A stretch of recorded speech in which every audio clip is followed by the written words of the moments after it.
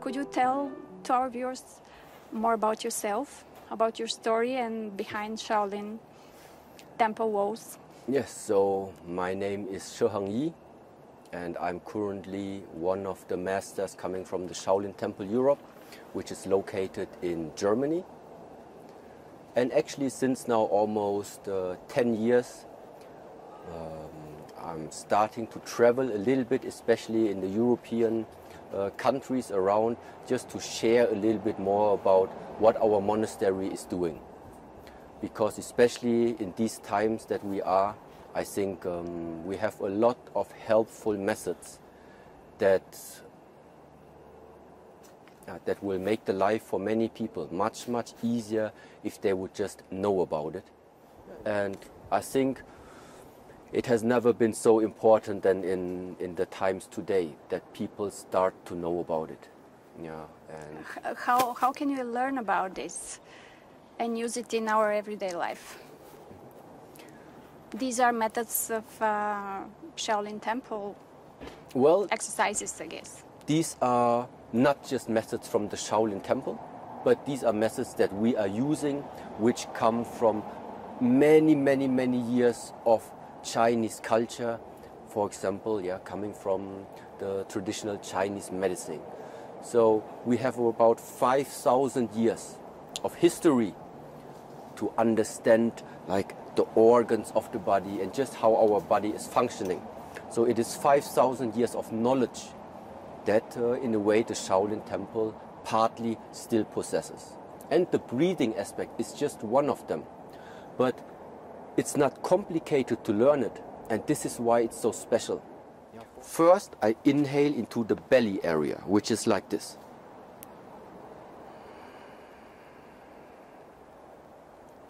Now it's like full, but I can still continue now on top of this. This one is full now, this one is full now, and now even more.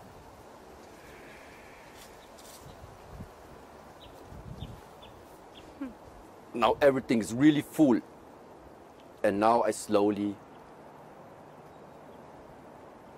exhale again. So that means the one thing is you slow down the breath, but at the same time it's also how deep you are inhaling into the body. This is also something very important. And how did you start it, all this?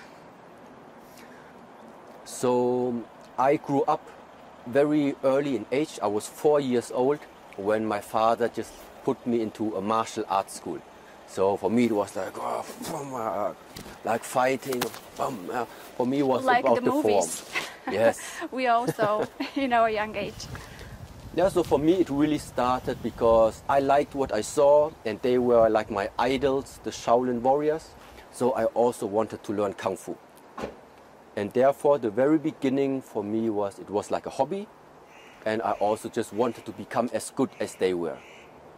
But the longer I started to practice and the more time I spent with it, and I also normally went to school and also finished all the studies, but ultimately because I started so young with the martial arts, it just felt like always it's something I really like to do. Maybe I don't earn a lot of money with it, but at least I like to do it. And this is why I made it actually become the part of the center of what I'm doing. And especially the most important part really is that for me it is a method that I don't need to care about to who I share it to, what type of culture, what type of nation this person comes from, because it's about the body of the human being, which in all parts of the world is the same. And this is why I travel to Bulgaria, I travel to Poland, I travel to Romania, I travel to Luxembourg, I travel the world, and everywhere it's the same methods, because everywhere the humans have the same body. And this is the special part why I think more people should know about these things. How can you use this knowledge now in this pandemic time where everybody is anxious, worried about the health and what is going on in the future, how can you use even the mental health? So when the pandemic also, when we had this pandemic also now in Germany, for example, it was very difficult to travel. So therefore, our organization, we also started to share all these things using the different online platforms like Zoom, for example, or like the Messenger and things. But at the moment, we're very happy that we're able to travel. But nevertheless, the restrictions are becoming still more, and who knows what you will need in the future to really enter different countries. Did this affect the Shaolin Temple? Yes. Not only in Europe, but yes, around the globe? Yes, because some countries still are having travel restrictions, so it's not so easy for us to really physically travel. Therefore, as long as we are having this chance right now, that's why at the moment I'm really busy, because I just, like, sometimes there are 3 countries within of 2 weeks. And yeah, because